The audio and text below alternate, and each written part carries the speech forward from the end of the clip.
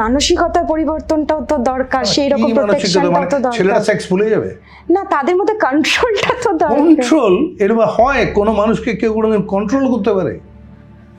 এই যে ধরে ধরে সেক্স করে দিচ্ছে, সে তো তারপরে তার যাবজ্জীবন হয়ে যাচ্ছে, তার 8 বছর জেল হয়ে যাচ্ছে, সেটা সে জেনেও করছে। তো সরকারি সুরক্ষা, কেন করছে? সরকারি সুরক্ষা, প্রোটেকশন সেটা দরকার প্রত্যেকটা। আমার যারা প্রত্যেকটা মেয়ের সঙ্গে একটা পুলিশ, না তা নয়, কিন্তু তা নয় তো কি করে করো? তুমি বলো, আমায় বোঝাও জিনিসটা, একবার যদি বোঝাতে পারো আমি মেনে নেবো।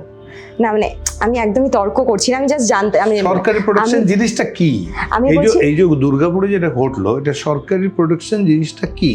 একটা ছেলে মেয়ে সন্ধ্যেবেলা বেরিয়ে দুর্গাপুরের হস্টেল থেকে বেরোলো, তোমার কি ধারণা পুলিশগুলো পেছনে যাবে? ওরা কখন কি করবে আর কে ওদের ধরবে? না সমাজে যদি তাই করতে হয় তাহলে কত পুলিশ লাগবে? প্রত্যেকটা মানুষের জন্য একটা পুলিশ লাগবে। Is it possible? এটা কি কোনো দিন কোনো সময় কোনো দেশে হবে?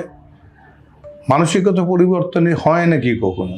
একটা ছেলেকে পড়তে বলছো, পড়লে ভালো হবে জীবনে, সে পড়ছে না, পারবে তাকে চেঞ্জ করতে? সে ফেল করছে, সে গেল না আর কলেজে, স্কুল ছেড়ে। হয়? এটা তো হয় না।